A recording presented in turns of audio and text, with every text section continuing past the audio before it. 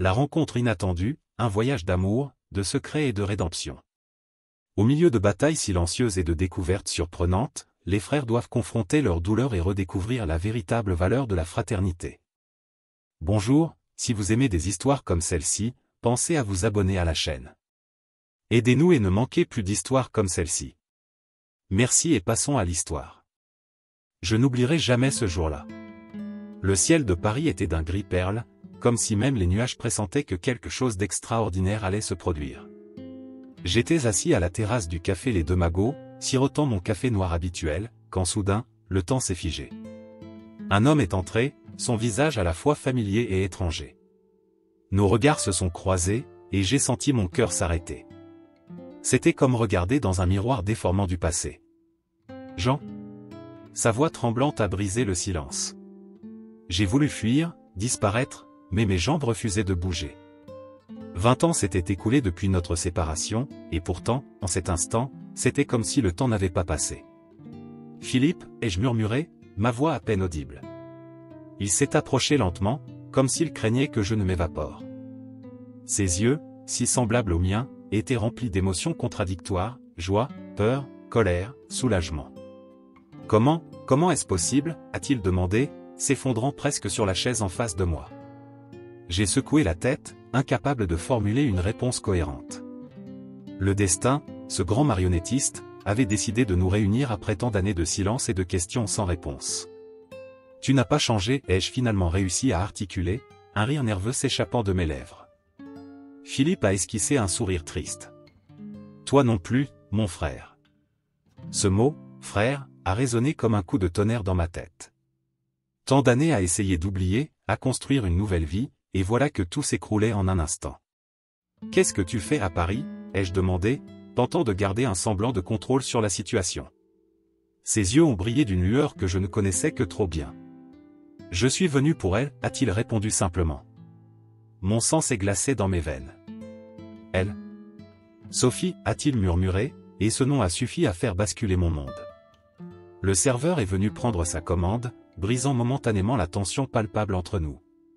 J'ai profité de cette interruption pour observer mon frère plus attentivement. Les années avaient laissé leur marque, des rides au coin des yeux, quelques cheveux gris parsemant ses tempes. Mais c'était toujours lui, mon petit frère, celui que j'avais juré de protéger il y a si longtemps. Comment l'as-tu rencontré, ai-je demandé, redoutant la réponse. Philippe a pris une profonde inspiration. C'est une longue histoire, Jean. Une histoire qui, je pense, nous concerne tous les deux plus que tu ne peux l'imaginer. À cet instant, j'ai su que ma vie ne serait plus jamais la même. Le passé que j'avais si soigneusement enterré refaisait surface, menaçant de tout emporter sur son passage. Et au centre de ce tourbillon, il y avait Sophie, cette femme que j'aimais plus que ma propre vie. Raconte-moi tout, ai-je exigé, me préparant au pire. Les yeux de Philippe se sont assombris. Tu es sûr de vouloir entendre ça, Jean ? Certaines vérités sont peut-être mieux laissées dans l'ombre. J'ai serré les poings sous la table. Je ne suis plus un enfant, Philippe. J'ai le droit de savoir. Il a hoché la tête lentement. Très bien. Mais n'oublie pas, tu l'as voulu. Alors qu'il commençait son récit, j'ai senti un frisson me parcourir l'échine. Quelque chose me disait que cette rencontre fortuite n'était que le début d'une histoire bien plus sombre et complexe que je ne pouvais l'imaginer. Le mystère de notre séparation, le secret de Sophie, tout allait bientôt être révélé. Et j'ignorais si j'étais prêt à affronter la vérité. Le récit de Philippe résonnait encore dans ma tête lorsque je la vis. Sophie. Elle était là, à quelques mètres de nous, sa silhouette gracieuse se découpant dans la lumière dorée du soleil couchant parisien. Mon cœur s'emballa, comme à chaque fois que je la voyais. Jean. Philippe. Sa voix cristalline brisa le silence pesant qui s'était installé entre mon frère et moi. Je vis le visage de Philippe s'illuminer, reflétant sans doute la même expression que le mien. Sophie s'approcha, ses yeux verts pétillants de cette lueur énigmatique qui m'avait toujours fasciné. Quelle surprise de vous voir ensemble, dit-elle, son regard passant de l'un à l'autre avec une intensité troublante.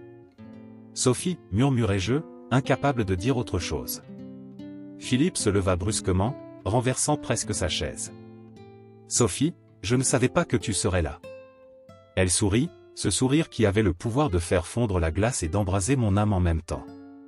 Le destin, peut-être, suggéra-t-elle avec un petit rire. Le destin. Ce mot résonna en moi comme un glas. Était-ce vraiment le destin qui nous réunissait tous les trois ici, en ce moment précis? Sophie, commençai-je, rassemblant mon courage, il faut que je te dise quelque chose. Mais Philippe m'interrompit. Non, Jean. C'est à moi de parler. Nos regards se croisèrent, chargés d'une tension électrique. Sophie nous observait, son sourire s'effaçant progressivement. Que se passe-t-il, demanda-t-elle, son ton trahissant une pointe d'inquiétude. Je pris une profonde inspiration. Sophie, Philippe et mon frère. Le silence qui suivit fut assourdissant. Les yeux de Sophie s'écarquillèrent, passant de moi à Philippe avec incrédulité. Votre frère, répéta-t-elle lentement, comme si elle essayait de donner un sens à ses mots. Philippe hocha la tête. Nous venons de nous retrouver, après 20 ans de séparation. Sophie s'assit lourdement sur une chaise, visiblement secouée. Mais, comment est-ce possible? Vous ne m'avez jamais parlé d'un frère, ni l'un ni l'autre. Je sentis la colère monter en moi. Parce que nous ne savions pas, Sophie. Nous ne savions pas que l'autre était dans ta vie. Ses yeux s'emplirent de larmes. Je ne comprends pas. Comment ai-je pu ne pas voir la ressemblance? Philippe rit amèrement. L'amour rend aveugle, n'est-ce pas? Ces mots me frappèrent comme un coup de poing. L'amour. Bien sûr, Philippe aimait Sophie aussi. Comment avais-je pu être si aveugle? Sophie, dis-je, ma voix tremblante d'émotion, tu es la femme la plus incroyable que j'ai jamais rencontrée. À peine avais-je prononcé ces mots que je vis le visage de Philippe se décomposer. Non, Jean, murmura-t-il, c'est moi qui l'aime vraiment.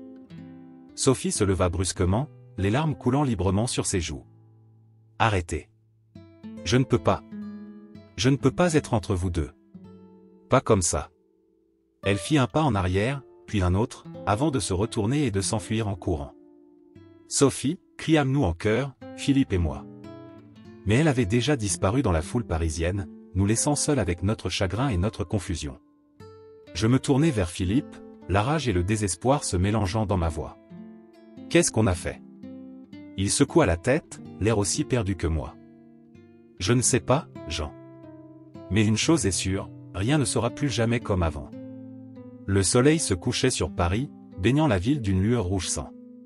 Comme un présage de la tempête émotionnelle qui s'annonçait.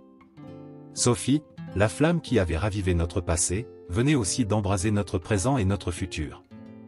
Et nous étions là, Philippe et moi, frères retrouvés et rivaux en amour, au bord d'un précipice dont nous ignorions la profondeur. La nuit était tombée sur Paris, mais le sommeil me fuyait. L'appartement que je louais rue de la Huchette semblait étouffant, chargé des émotions de la journée. Philippe était là, assis sur mon canapé usé, le regard perdu dans le vide. Le silence entre nous était lourd, presque palpable. Soudain, je ne pus plus le supporter. Pourquoi, explosai-je, ma voix résonnant dans le petit espace. Pourquoi n'as-tu jamais cherché à me retrouver? Philippe leva les yeux, surpris par mon éclat. Moi, répondit-il, sa voix montant d'un cran. Et toi alors, Jean? Tu étais l'aîné. Tu aurais dû me protéger. Je sentis la colère monter en moi comme une vague. Te protéger? J'avais à peine 12 ans quand ils nous ont séparés. Que voulais-tu que je fasse? Je me levai brusquement, incapable de rester en place. Les souvenirs de notre enfance brisée déferlaient dans mon esprit, chacun plus douloureux que le précédent. Tu ne peux pas imaginer ce que ça a été, continuai-je, les mots sortant comme un torrent. Grandir seul, sachant que quelque part, j'avais un frère. Chaque anniversaire, chaque Noël, je pensais à toi.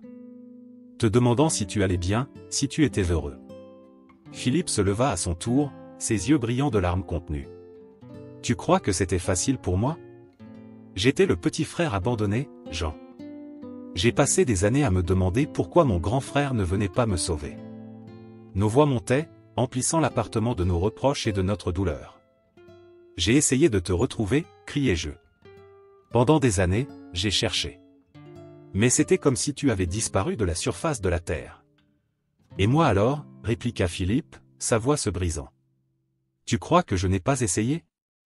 Mais à chaque fois que je pensais avoir une piste, elle ne menait nulle part. Nous nous faisions face maintenant, haletants, les poings serrés. 20 ans de rançéure et de chagrin refoulés explosaient enfin. Et maintenant, dis-je, ma voix à peine plus qu'un murmure, nous nous retrouvons à cause d'elle. Sophie. Le nom de Sophie sembla apaiser momentanément notre colère. Philippe s'effondra sur le canapé, la tête entre les mains. « Je l'aime, Jean, murmura-t-il. Je l'aime comme je n'ai jamais aimé personne. » Ces mots me frappèrent comme un coup de poignard. Moi aussi, Philippe. Moi aussi je l'aime. Un rire amer s'échappa de ses lèvres. Bien sûr. Les frères Durand, toujours à vouloir la même chose. Je m'assis à côté de lui, soudain épuisé. Que sommes-nous devenus, Philippe? Comment en sommes-nous arrivés là? Il leva les yeux vers moi, et pour la première fois depuis nos retrouvailles, je vis mon petit frère. Pas l'homme qu'il était devenu, mais le petit garçon défrayé que j'avais laissé derrière moi il y a tant d'années. Je ne sais pas, Jean, répondit-il doucement. Mais je sais une chose, je ne veux plus te perdre. Pas encore une fois. Ces mots touchèrent quelque chose en moi, une blessure profonde que je pensais avoir oubliée. Sans réfléchir, je le pris dans mes bras. Il se raidit d'abord, puis se détendit, et bientôt, nous pleurions tous les deux, évacuant des années de chagrin et de solitude. Quand nous nous séparâmes enfin, le soleil commençait à poindre à l'horizon, baignant Paris d'une lueur dorée. « Que fait-on maintenant » demanda Philippe, essuyant ses yeux. Je pris une profonde inspiration.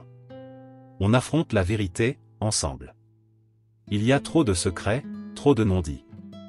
Il est temps de comprendre pourquoi on nous a séparés. Philippe hocha la tête, une lueur de détermination dans les yeux. Et Sophie? Je sentis mon cœur se serrer. Sophie. Elle devra faire son choix. Mais quoi qu'il arrive, on ne laissera plus rien nous séparer. Plus jamais. Alors que le jour se levait sur Paris, je sentis un mélange d'appréhension et d'espoir. Les fantômes du passé étaient toujours là, mais pour la première fois depuis longtemps, je ne me sentais plus seul pour les affronter. Les jours qui suivirent notre confrontation furent comme une valse frénétique d'émotions. Philippe et moi avions convenu de ne pas presser Sophie, de lui laisser l'espace nécessaire pour digérer la situation.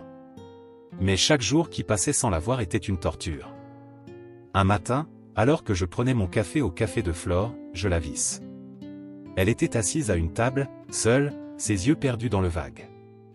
Mon cœur fit un bond. « Sophie, dis-je doucement en m'approchant. » Elle leva les yeux, surprise. « Jean?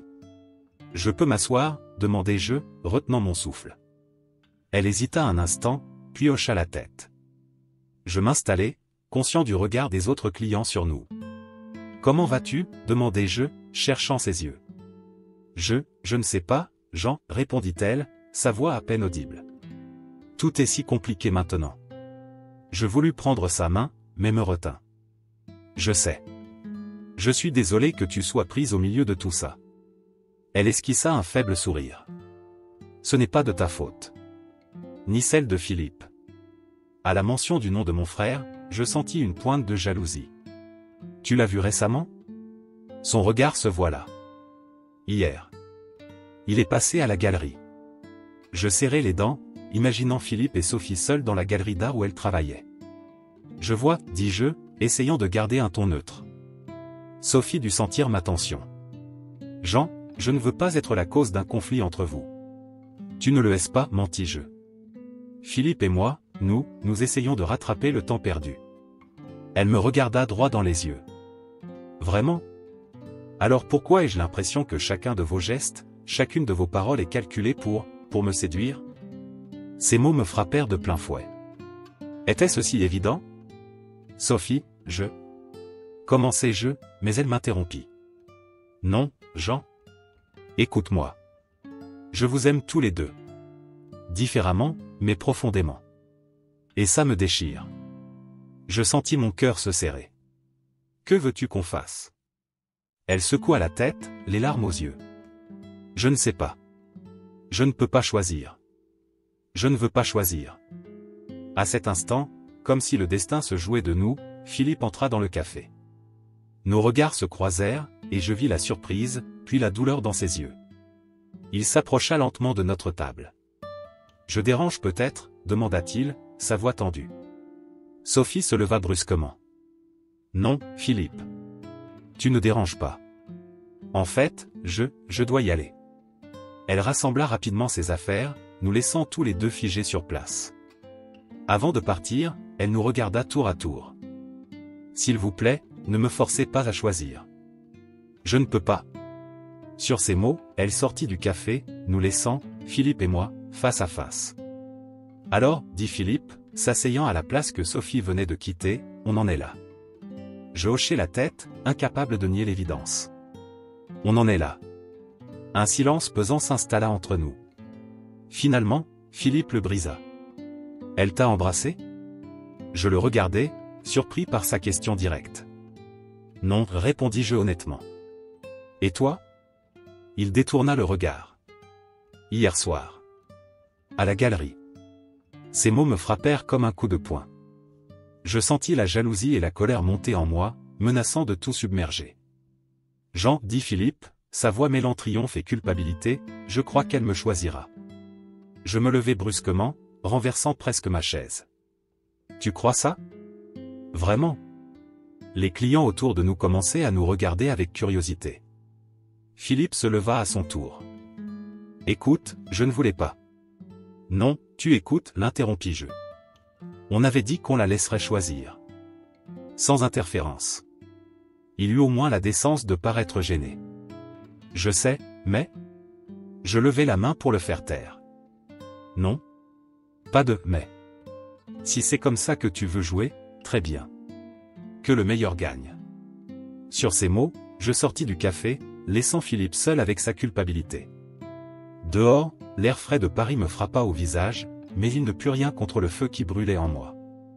La danse de l'amour et de la rivalité venait de prendre un tour dangereux, et je savais que nous étions tous les trois sur une pente glissante. Mais à cet instant, aveuglé par la jalousie et la douleur, je ne pouvais voir qu'une chose, je ne laisserai pas Philippe me voler Sophie. Quoi qu'il en coûte. La pluie battait contre les fenêtres de mon appartement, comme si le ciel lui-même pleurait sur notre situation. J'étais assis sur le sol, entouré de vieilles boîtes que je n'avais pas ouvertes depuis des années. La confession de Philippe sur son baiser avec Sophie m'avait poussé à chercher des réponses dans mon passé. Mes mains tremblaient légèrement lorsque j'ouvris une boîte poussiéreuse marquée « Famille ». Des photos jaunies, des lettres froissées, des souvenirs d'une vie que j'avais tenté d'oublier. Soudain, quelque chose attira mon attention. Une enveloppe, cachée au fond de la boîte, que je ne me souvenais pas avoir vue auparavant. Mon cœur se mit à battre plus fort lorsque je reconnus l'écriture sur l'enveloppe. Celle de ma mère. Avec des doigts tremblants, j'ouvris l'enveloppe et en sortis une lettre jaunie par le temps. Les mots dansèrent devant mes yeux alors que je commençais à lire. Mon cher Henri, si tu lis cette lettre, c'est que le pire est arrivé. Je t'en supplie, fais ce que nous avons convenu. Sépare les garçons. C'est la seule façon de les protéger. Ils ne doivent jamais savoir la vérité sur leur héritage. Jamais. Garde Jean avec toi. Envoie Philippe loin, très loin. C'est la seule façon de les garder en sécurité. Je sais que c'est cruel, mais c'est nécessaire. Un jour, peut-être, ils comprendront. Avec tout mon amour, Marie. Je restais figé, relisant la lettre encore et encore, incapable de croire ce que je venais de découvrir. Notre séparation n'était pas due au divorce de nos parents comme on nous l'avait fait croire. C'était délibéré. Planifié. Mon Dieu, murmurai-je, la tête me tournant. Philippe doit savoir. Comme si mes pensées l'avaient invoqué, mon téléphone sonna. C'était lui. Philippe, dis-je en décrochant, ma voix tremblante. Jean, répondit-il, et je pus entendre la panique dans sa voix. Il faut que tu viennes. Tout de suite. J'ai trouvé quelque chose. Moi aussi, dis-je, regardant la lettre dans ma main. Où es-tu? Chez Sophie, répondit-il. Elle n'est pas là. Mais j'ai trouvé des documents. Des choses sur notre famille. Jean, c'est fou. Mon cœur manqua un battement. J'arrive tout de suite. Je raccrochai, attrapai ma veste et la lettre, et me précipitai dehors malgré la pluie battante. Les rues de Paris défilaient autour de moi alors que je courais vers l'appartement de Sophie, mon esprit tourbillonnant de questions. Quand j'arrivai, Philippe m'attendait à la porte, pâle comme un fantôme. Entre, dit-il simplement. L'appartement de Sophie était tel que je le connaissais, chaleureux et accueillant, mais il semblait maintenant imprégné d'une aura de mystère. Philippe me conduisit dans le salon où des papiers étaient étalés sur la table basse. « Regarde, dit-il, me tendant un document. » C'était un vieil article de journal. Le titre me glaça le sang, la famille Durand visée par une tentative d'enlèvement, les héritiers en danger. « Ce n'est pas tout, continua Philippe, sa voix à peine audible. Il y a des photos, des rapports de police. Jean, notre famille était la cible d'un groupe criminel. À cause d'un héritage dont on ne savait rien. Je sortis lentement la lettre de ma poche. Je crois que j'ai trouvé la pièce manquante du puzzle. Alors que je lui tendais la lettre, la porte d'entrée s'ouvrit brusquement. Nous nous retournâmes d'un bond pour voir Sophie, trempée par la pluie, nous regardant avec un mélange de peur et de détermination. « Je suppose, dit-elle lentement, qu'il est temps que je vous dise la vérité. » Le silence qui suivit était assourdissant. La pluie continuait de battre contre les fenêtres, comme le battement sourd d'un cœur effrayé. Les secrets obscurs de notre passé étaient sur le point d'être révélés, et j'avais le sentiment que rien ne serait plus jamais comme avant. La tension dans l'appartement de Sophie était palpable. Philippe et moi étions assis côte à côte sur le canapé, nos yeux rivés sur Sophie qui faisait les 100 pas devant nous. La pluie continuait de tomber à l'extérieur, créant une ambiance lugubre qui collait parfaitement à la situation. « Je ne sais pas par où commencer, dit Sophie, sa voix tremblante. »« Par le début, peut-être, suggéra Philippe, essayant de garder un ton calme. Sophie prit une profonde inspiration. « Le début ? Le début remonte à bien avant notre rencontre. Je travaille pour une agence de sécurité privée. Ma mission était de vous retrouver tous les deux et de vous protéger. » Ces mots me frappèrent comme un coup de poing. « Nous protéger. De quoi ? De ceux qui en veulent à votre héritage, répondit-elle, ses yeux verts brillants d'une intensité que je n'avais jamais vue auparavant. Votre famille possède quelque chose de très précieux, quelque chose que beaucoup de gens dangereux convoitent. » Philippe se leva brusquement. « Alors tout ça, c'était un mensonge ? Notre relation, tes sentiments. » Sophie secoua vigoureusement la tête, des larmes coulant sur ses joues. « Non. Non, ça ne l'était pas. Je suis tombée amoureuse. De vous deux. C'était réel. C'est réel. Je sentis mon cœur se serrer. Sophie, pourquoi ne nous as-tu rien dit ? Je ne pouvais pas, murmura-t-elle. Ça aurait tout compromis. Vous étiez en sécurité tant que vous ignoriez tout. Un silence pesant s'installa dans la pièce. La pluie semblait s'être intensifiée, martelant les fenêtres avec une fureur renouvelée. « Et maintenant ?» demanda Philippe, sa voix à peine audible. Sophie s'approcha de la fenêtre, regardant la ville pluvieuse. « Maintenant, tout a changé. Vous savez la vérité, ou du moins une partie. Vous êtes en danger. » Je me levai à mon tour, m'approchant d'elle. « Sophie, regarde-nous. Dis-nous la vérité. Toute la vérité. » Elle se retourna, ses yeux passant de moi à Philippe. « La vérité ? La vérité c'est que je vous aime. Tous les deux. L'amour que je ressens pour chacun de vous me déchire. C'est différent, mais tout aussi profond. » Philippe s'approcha aussi, formant un triangle entre nous trois. « Tu ne peux pas nous aimer tous les deux, Sophie.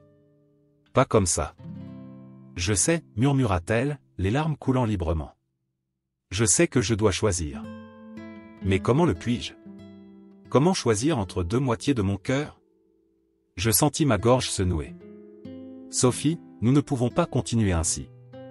Cette situation nous détruit tous les trois. » Elle hocha la tête, essuyant ses larmes d'un geste rageur. « Vous avez raison. Tous les deux. Je dois faire un choix. » Le silence qui suivit était assourdissant. Nous retenions tous notre souffle, attendant sa décision. Sophie ferma les yeux un moment, puis les rouvrit, regardant tour à tour Philippe et moi. « Je ne peux pas choisir entre vous, dit-elle finalement. L'amour que je ressens pour vous deux est en train de me détruire. » Ces mots résonnèrent dans la pièce, lourds de sens et d'émotion. « Alors quoi ? demanda Philippe, sa voix tremblante. Sophie prit une profonde inspiration. « Je dois partir. Loin d'ici, loin de vous deux. C'est la seule façon de vous protéger, de nous protéger tous. »« Non » m'écriai-je, faisant un pas vers elle. Il doit y avoir une autre solution. Mais le regard dans ses yeux me stoppa net. C'était un regard de détermination mêlé à une profonde tristesse. Il n'y en a pas, dit-elle doucement. Pas tant que cette menace plane sur vous. Pas tant que mes sentiments sont si confus. Philippe et moi échangeâmes un regard, réalisant soudain l'ampleur de la situation. Notre rivalité, notre jalousie, tout cela semblait soudain si futile face à la possibilité de perdre Sophie. Sophie, dit Philippe, sa voix brisée par l'émotion, nous trouverons une solution. Ensemble. Elle sourit tristement. Peut-être. Un jour. Mais pas aujourd'hui. Sur ces mots, elle se dirigea vers la porte. Nous restâmes figés, incapables de bouger, de parler, de l'arrêter. Avant de sortir, elle se retourna une dernière fois. Je vous aime. Tous les deux. N'oubliez jamais ça. Et puis elle était partie, nous laissant seuls dans l'appartement, avec le bruit de la pluie pour seule compagnie. Le choix de Sophie avait été fait, mais ce n'était pas celui auquel nous nous attendions. Et maintenant, Philippe et moi nous retrouvions face à face, frères et rivaux, unis dans notre perte et notre confusion. Le départ soudain de Sophie nous avait laissés, Philippe et moi, dans un état de choc. Nous étions restés immobiles pendant ce qui semblait être une éternité, fixant la porte par laquelle elle était sortie de nos vies. Finalement, je me tournai vers Philippe. Nos regards se croisèrent, et pour la première fois depuis nos retrouvailles, je vis mon frère sans le voile de la jalousie ou de la rivalité. Nous sommes des idiots, lâchai-je dans un rire amer. Philippe hocha la tête, un faible sourire aux lèvres. De vrais imbéciles, acquiesça-t-il. Nous nous laissâmes tomber sur le canapé, épuisés émotionnellement. Le silence s'installa entre nous, mais cette fois-ci, il n'était pas chargé de tension. C'était un silence de compréhension mutuelle, de réalisation.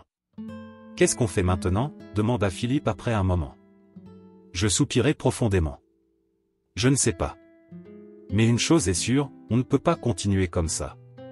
Philippe se tourna vers moi, son visage sérieux. Jean, je suis désolé. Pour tout. Pour avoir laissé une femme se mettre entre nous, pour avoir oublié ce qui est vraiment important. Ces mots me touchèrent profondément. Moi aussi, Philippe. J'ai été aveuglé par mes sentiments pour Sophie. J'ai oublié que j'avais enfin retrouvé mon petit frère. Nous nous regardâmes, et soudain, nous éclatâmes de rire. Un rire libérateur, qui évacuait des années de tension et de non-dit. Regarde-nous, dit Philippe entre deux éclats de rire. Deux hommes adultes qui se comportent comme des adolescents. Je me calmai progressivement, essuyant une larme de rire. Tu as raison. Il est temps de grandir, je crois. Philippe devint soudain sérieux. Jean, qu'est-ce qu'on fait pour Sophie? Pour cette histoire d'héritage et de danger? Je réfléchis un moment. On fait ce qu'on aurait dû faire depuis le début. On affronte ça ensemble. Mon frère hocha la tête, une lueur de détermination dans les yeux. Ensemble. J'aime ça. Nous nous levâmes d'un même mouvement, comme si une nouvelle énergie nous animait. Par où on commence? Demanda Philippe.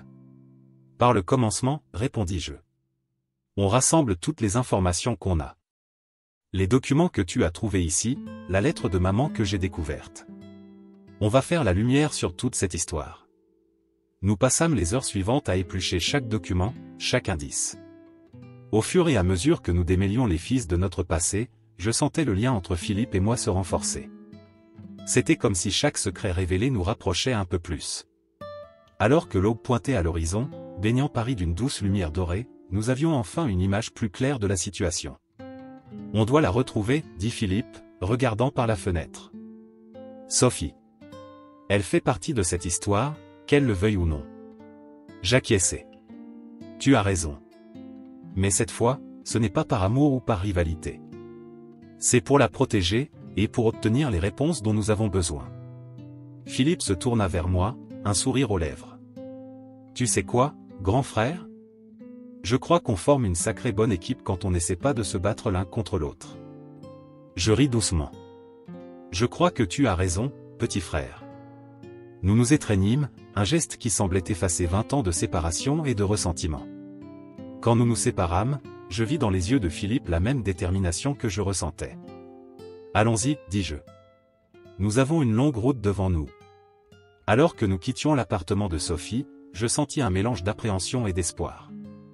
Le chemin vers la rédemption et la réconciliation ne serait pas facile, mais au moins, nous n'étions plus seuls pour l'affronter.